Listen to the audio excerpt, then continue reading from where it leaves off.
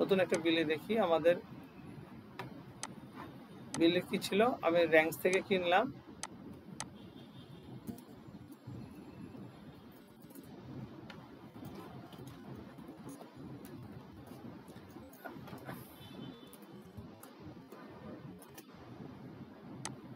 এখানে ডেটটা কত,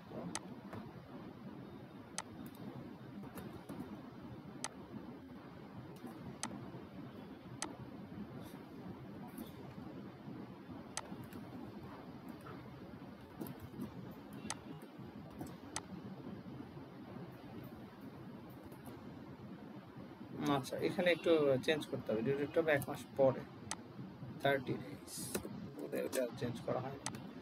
আচ্ছা সো ডিউ ডেট হলো এইটা, রেফারেন্স হলো ওদের যে ইনভয়েসের ডেট রেফারেন্স, সেটা দিলাম। কি কিনলাম এখান থেকে,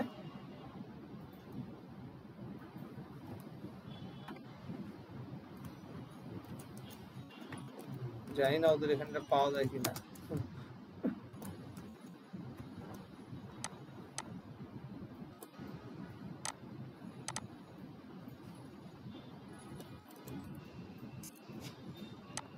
এই তো আমি এখানে ক্যাটাগরি নিয়ে আসলে এখানে মেইনলি কোনো ফোকাস না, ওকে এটা কিন্তু ফোকাস না, ক্যাটাগরি আপনারা আসলে যখন যেটা আসবে সেই অনুযায়ী দিতে পারবেন, ক্যাটাগরি নিয়ে ফোকাস না। আমি এটা অফিস ইকুইপমেন্ট দিতে পারি, এক একজনের জন্য এক এক রকম হতে পারে।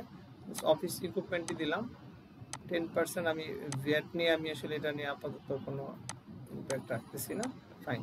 সো এইটাই, এখন আমি আসলে ট্রেড ডিসকাউন্ট এখানে কিভাবে রেকর্ড করতে পারি, এটা আমার আসলে কোয়েশ্চেন। ওরা আমাকে বলে দিছে যে এই আমার এর উপরে টোটাল 10% ডিসকাউন্ট।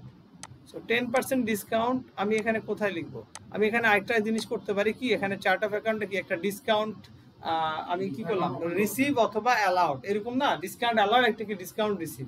কারণ আমি যখন ডিসকাউন্ট অ্যালাউড অথবা ডিসকাউন্ট রিসিভ না আমি চার্ট অফ অ্যাকাউন্টে কোনো অ্যাকাউন্ট ক্রিয়েট করব, ও কিন্তু আমাকে জানতে চাইবে এটা কোথায় ইম্প্যাক্ট করবে, প্রফিট অ্যান্ড লস অথবা ব্যালেন্স শিট, মানে যে কোনো এই দুইটা যে কোনো একটাই তো, যে কোনো একটাই তো, প্রফিট অ্যান্ড লস আর ব্যালেন্স শিটে তো সে ইম্প্যাক্ট করবে। তারপর না সেটা রিসিভ মাইনাস সেগুলো নাম আপনি যাই দেন, কিন্তু প্রথমে তো অ্যাকাউন্ট টাইপ চাইবে অ্যাকাউন্ট ওপেন করতে গেলে, তাই না? তাহলে আপনি দেখেন এখন যদি আমি ওর 10% ডিসকাউন্ট লিখলাম, যে আসেন ফাইন ট্রেড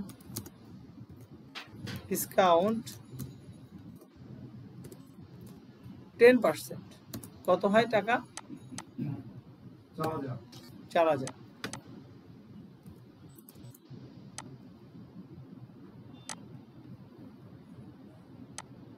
44,000 হয়ে যাবে তো,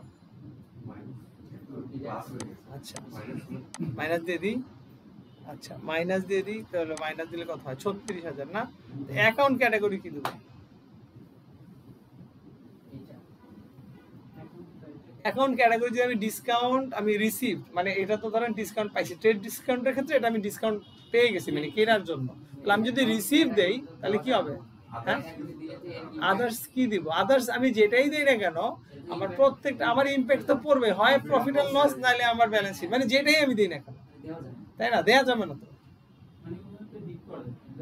তাহলে আরেকটা বুদ্ধি আছে, সেটা হলো দেখেন এই বুদ্ধিটা আর কি, এটা একটু চোরা বুদ্ধি, সেটা হলো আলটিমেটলি আমার অফিস ইকুইপমেন্ট যদি আমার এখানে কত 40,000 না, তাহলে আমার এখানে নেট অফিস ইকুইপমেন্টে কত আসতেছে 36,000। তা আমি যদি আবারও সেই অফিস ইকুইপমেন্টেই রাখি, ও অফিস ইকুইপমেন্ট ক্যাটাগরিতেই যাবে, কিন্তু ওর নেট ইম্প্যাক্টটা কত হবে দেখেন তো, মানে আপনি যদি হিসাব করেন যে ও যদি ব্যালেন্স ওই প্রফিট অ্যান্ড লসে দেখাক আর ব্যালেন্স শিটই দেখাক, ওর কিন্তু ট্রেড ডিসকাউন্টের যে ইম্প্যাক্ট সেটা কিন্তু এখানে দেখতেই পাবে, কারণ আমি ডেসক্রিপশনে লিখে রাখছি, ও কিন্তু ক্যাটাগরি অফিস ইকুইপমেন্ট, কিন্তু ওইখানে যখন ডেসক্রিপশন দেখবে তখন দেখবে যে এটা কি ট্রেড ডিসকাউন্ট ছিল 10%, সেটা কি 4,000 টাকা, কিন্তু আলটিমেট ইম্প্যাক্ট কত 36,000 টাকাই হওয়ার কথা ছিল, 36,000 টাকায়, আমি তো আমাকে 36,000 টাকার জন্যই ইনভয়েস করছে, কিন্তু ওখানে লিখে দিছে যে এটা কিন্তু 40,000 টাকার জিনিস,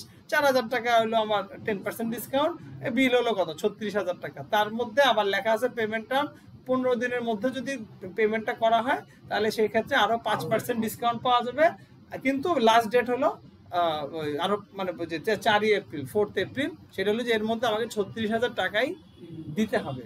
তাহলে এই হলো আমার পুরো ইনভয়েসের বিষয়টা, এর মধ্যে ট্রেড ডিসকাউন্ট এরকম। সো ট্রেড ডিসকাউন্ট যদি আসে তাহলে সেক্ষেত্রে আমরা এইভাবে করে এই ইম্প্যাক্টটা এখানে দিতে পারি। ট্রেড ডিসকাউন্ট আমার দেখানো হলো কিন্তু কোনো ইম্প্যাক্ট লেস, আমার কোনো ইম্প্যাক্ট বললো না, কিন্তু আমার ট্রেড ডিসকাউন্ট আমার দেখানো হলো। সো আপনার পুরো রেকর্ডিংটা, বুক কিপিংটা একদম যথার্থ, 100% আপনার কাছে ইনফরমেশন আছে, আপনি রেকর্ড করছেন, আপনি সেটা দেখতে পারবেন। আমি সেটা অ্যাপ্রুভ করলাম, আসেন ফাইন, ওকে।